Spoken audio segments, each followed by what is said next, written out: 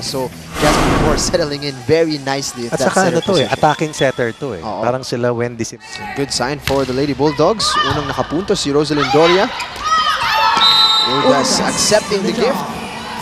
Ito 2 straight points. Jasmine Nabor at Jaja Santiago had 7 recruit ng National University. Back set, beautiful play para dito sa Lady Altas. Ito nakikita tayo ng konting potential mula dito sa Perpetual Help, what they are able to bring to V-League. In this collegiate conference, so far undefeated ang NU. And Doria. Another good serve from Perpetual. This one off the block. 10 set points, service. 14 set points. And only needed one, Coach Ronnie. Right. At nakuha agad dito ng NU. Ulit din namang umatake ng Altas sa first set. Subalit masipag at mabilis ang balik ng bola para dito sa Bull. Dito sa Lady Bulldogs, Jasmine Nabor looking for Jorel Singh. Announces her return to the court emphatically para dito sa Lady Bulldogs. Ibang starting unit ni Coach Ejet sa national team ng Pilipinas. Saan ka lang? Singh's reception. Hahabol si Valdez. So, not lacking in commitment itong libero ng NU. Or rather, that is here for the Lady Altas. Running hit. Jasmine Nabor. That's in.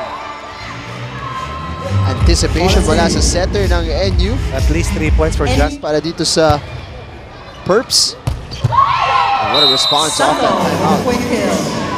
May kinakailangan talaga ngayon sila kumilos dahil bihira ka nakakakita ng emosyon mula dito kay Coach Ejet Nabayad. But you can see the frustration in his face, and Perpetual Help have claimed their first. Kabanan eh. Pero lumabas pa nga at one instance na dalawa na lang nila ni Urdas talaga na kumakapit dun sa going at it, the two middle hitters, the middle blockers. Strong hit! Great play mula dito sa Lady Altas. Nakita yung puwang. Jersey niya nakasulat Param. Paran yan.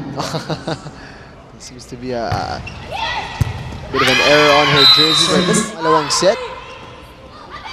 Clemente. Great hit. Nahuli kasi si Sato dun sa transition niya sa pagpalo niya. Mula kay Urdas. Check ball ang hinahanap dito ng Perps. Hindi binigay sa kanila. Sa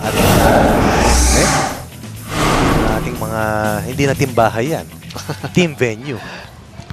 At Nabor there doing some defense and nabitin yung palo doon ni Risa Sato. Not the first time. Quick hit para kay Doria. Set up play by Nabor. Set up ulit si Doria at nahanap yung kanto dito ng court. Kalahati ng bola out, kalahati ng bola pasok. Mabuti na lang gumulong papasok. Manong laban. Set point para dito sa Lady Altas. Risas. Clemente. Jasmine Nabor. Quick hit mula kay Sato.